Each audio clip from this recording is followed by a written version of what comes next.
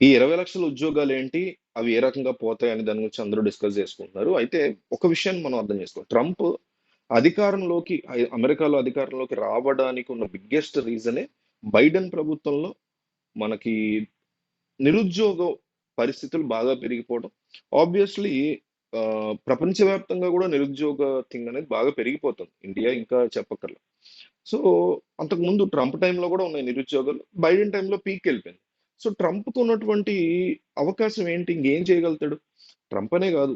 మీకు చూస్తే ఇన్‌ఫ్లేషన్ అనేది ప్రపంచంలో అనేక దేశాల్లో పెరుగుతోంది. ఈ కోటాను కోట్లు సంపాదించిన బిలియనియర్స్ యొక్క డబ్బు పిచ్చి వల్ల వాళ్ళ పేరు ఈ ఫోర్బ్స్‌లో ఉండాలి. వాళ్ళే టాప్‌లో ఉండాలనేటువంటి ఒక యావ వల్ల ఏమవుతా ఉంటదంటే ఇన్‌ఫ్లేషన్ అనేది పెరుగుతానే ఉంటది ప్రపంచంలో. ఇది ఖచ్చితంగా ఏ దేశంలోనైనా జరుగుతానే ఉంటది. దానివల్ల ఏ ప్రభుత్వం ఉన్నా మీరు మోడీ తీసుకోండి, సోనియా తీసుకోండి, లేకపోతే మన్మోహన్ సింగ్ తీసుకోండి, అంతకుముందు తీసుకోండి పెరుగుతానే వస్తది. రేపొద్దున మళ్ళీ రాహుల్ గాంధీ వచ్చినా పెరుగుతది. ఆ తర్వాత మళ్ళీ మోడీ ఏదో యోగి ఆదిత్యనాథ్‌ని పీఎం చేసినా పెరుగుతూనే ఉంటది. ట్రంప్ రేపొద్దున మళ్ళీ బైడెన్ వచ్చినట్లే ఉంటది. ఒబామా వచ్చిన ఎవరొచ్చినా సరే ఇది బేసిక్ రూట్స్ నుంచి వీళ్ళు చంపుకుంటూ వస్తే తప్ప, ఈ నిరుద్యోగ థింగ్ అనేది ఇన్‌ఫ్లేషన్‌తో పాటు పెరుగుతూనే ఉంటదసలు. క్వెషనే లేదు. చూడండి నెక్స్ట్ 50 సంవత్సరాలు ప్రపంచం చాలా దారుణమైన పరిస్థితులు చూస్తది. ఇప్పటికే స్టార్ట్ అయింది. దాని సింప్టమ్స్ మీకు చిన్న చిన్న దేశాల్లో స్టార్ట్ అయ్యేసరికి మన దాకా రాదని మనం అనుకుంటున్నాం గానీ వస్తది. సివిల్ వార్స్ వస్తాయి. సరే అదంతా డిఫరెంట్ టాపిక్. అయితే తాను అధికారంలోకి రావాలి. వీళ్ళకేంటంటే మోడీ అయినా, రాహుల్ గాంధీ అయినా, ట్రంప్ అయినా, బైడెన్ అయినా ఒక చిన్న కౌన్సిలర్ దగ్గర నుంచి ప్రపంచాన్ని శాసించేటువంటి వా పుతిన్ వరకు ఎవ్వరైనా సరే అంటే అక్కడ ప్రజాస్వామ్యం కాదు గానీ, సో అధికారంలోకి రావాలి, ఉండాలి అనేటువంటి ఒక పెచ్చ యావ ఉంటది. 99.9% ఈ లీడర్స్‌కి అదే ఉంటది. దానికోసం వాళ్ళు ఏమైనా చేస్తారు. సో, రూట్ కాజెస్‌ని వదిలేసి అక్కడ ఆల్రెడీ ఉద్యోగాలు చేస్తున్న వాళ్ళని పక్కన పెడతాం అని. చైనా వాళ్ళు కావచ్చు, సౌత్ కొరియా కావచ్చు, ఇండియన్స్ కావచ్చు, మెక్సికో కావచ్చు, పనామా కావచ్చు, కొలంబియా కావచ్చు వీళ్ళందరికీ సంబంధించినటువంటి ఉద్యోగాలను పక్కన పెట్టి వేరే వాళ్ళు మీ ఉద్యోగాలు దోచుకుంటున్నారు. ఇల్లీగల్‌గా చేసేవాళ్ళు ఉన్నారు. ఇప్పుడు ఇండియా నుంచి వెళ్లి కేవలం చదువుకోవడానికెళ్ళి ఇల్లీగల్‌గా పనిచేసేవాళ్ళున్నారు. కానీ చాలా మైన్యూట్.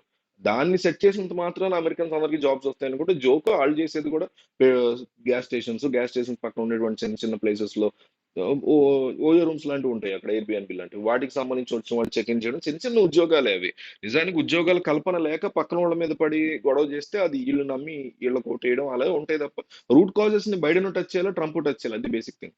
సో, ఇప్పుడు ఏం జరిగిందంటే తను తన మార్క్‌ని సృష్టించాలనుకుంటున్నాడు ట్రంప్. ఏంటంటే మీకు అబ్జర్వ్ చేస్తే 2 సార్లు మాత్రమే అమెరికాకి ప్రెసిడెంట్ అవ్వగలరు ఎవరైనా. ఆల్రెడీ గతంలో అయిపోయాడు బైడెన్‌కి ముందు. సో, ఈసారి మళ్ళీ అయ్యాడు. ఇంకోసారి అవ్వలేడు. సో, అందుకని ఏంటంటే తను ఏజ్ ఫ్యాక్టర్‌ని కూడా కన్సిడర్ చేస్తూ అధికారంలోకి వచ్చిన వెంటనే తన మార్క్‌ని చరిత్రలో ట్రంప్ నిరుద్యోగాల విషయంలో ఇది చేసాడురా! అలా ఎవరు చేయలేకపోయారులే అని ఫ్యూచర్‌లో జనం అనుకునేటువంటి ఒక మార్క్‌ని క్రియేట్ చేయాలనుకుంటున్నాడు.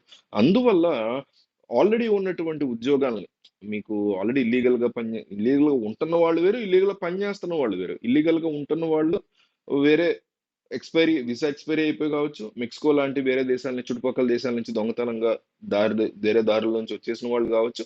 పర్మిషన్ లేకుండా పర్మిషన్ అయిపోయినా ఉంటున్న వాళ్ళని ఇల్లీగల్‌గా ఉంటున్న వాళ్ళు. కానీ ఇల్లీగల్‌గా వీళ్ళు ఉంటారు, పని చేయరు. 2 ఇల్లీగలే వీళ్ళది. కానీ కొంతమంది ఉంటారు.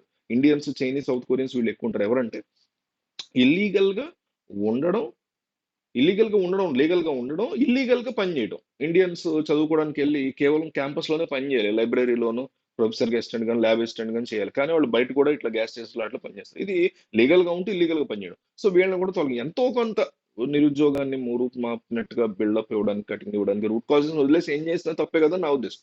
సో, చేయడానికి ఉంటది. సో, దీంతో పాటుగా ఆల్రెడీ గవర్నమెంట్‌లో ఉన్నవాళ్ళు కూడా మనకి చాలా మందుంటారు. ఎన్నికల టైంలో కూడా దీని గురించి ఎక్కువ చెప్పాడు. సో, ఆహ్, అంటే ట్రంప్ ఉద్యోగుల యొక్క సంఖ్యని ఫస్ట్ ఆఫ్ ఆల్ తగ్గిస్తూ దానికి సంబంధించి బర్డెన్‌ని తగ్గించాలని 8 నెలల జీతాన్ని తీసుకొని రిటైర్మెంట్ తీసుకోవడానికి ఒక బై ఔట్ అనేటువంటి ఒక స్కీమ్‌ని తీసుకొచ్చాడు. దీని ప్రకారం 10-15% మంది ఉద్యోగులు దీన్ని ఉపయోగించుకోవచ్చు అనుకుంటున్నారు. దాదాపు 20,00,000 మంది వరకు దీన్ని ఉపయోగించుకొని వెళ్ళిపోతారు. అంటే 8 నెలల జీతం తీసుకొని కంపెనీలోంచి వెళ్ళిపోతారు. సో, గతంలో ఉద్యోగాలు మానేయాలనుకుంటే రకరకాల కారణాల వల్ల ఇంకా ఉద్యోగాల్లో కొనసాగుతున్నవారు దీన్ని ఉపయోగించుకునే పరిస్థితి ఉంది. అట్లాగే కోవిడ్ టైంలో వర్క్ ఫ్రమ్ హోమ్ పద్ధతిని మారారు. ఆ తర్వాత హైబ్రిడ్ వచ్చింది. వారానికి 5 రోజుల పాటు వర్క్ చేసేటువంటి సిట్యుయేషన్ వచ్చింది. దీనివల్ల అంటే ఈ పథకం గనుక వర్కౌట్ అయ్యి వాళ్ళు గనక అట్లా తీసుకొని వెళ్ళిపోతే $100 బిలియన్ అమెరికన్ ప్రభుత్వానికి తగ్గుతున్నటువంటి అంచనా. ఇతను కేవలం ఉద్యోగాలకు సంబంధించే కాకుండా ఎంతో బర్డెన్ పడుతుంది. మన ఖజానా మీద వార్ పరంగా వేరే దేశాల్లో జరిగేటువంటి యుద్ధాల పరంగా కావచ్చు, ఇంకోటి కావచ్చు దేనికైనా రకరకాల రీజన్స్ వల్ల ఖజానా ఖాళీ అయిపోతుంది. దీన్ని కూడా నేను సేవ్ చేస్తాననేటువంటి మాట ఇచ్చి వచ్చాడు. సో, అమెరికా ఫస్ట్ మిగతావేమీ కాదని ట్యాబ్స్ విధిస్తున్నాడు. ఇట్లా రకరకాల ఇష్యూస్ ఉన్నాయి. ట్రంప్‌కి సంబంధించి మీ దగ్గర ఏ రకమైనటువంటి ఒపీనియన్ గాని, ఇన్ఫర్మేషన్ ఉంది గాని కామెంట్ చేయండి.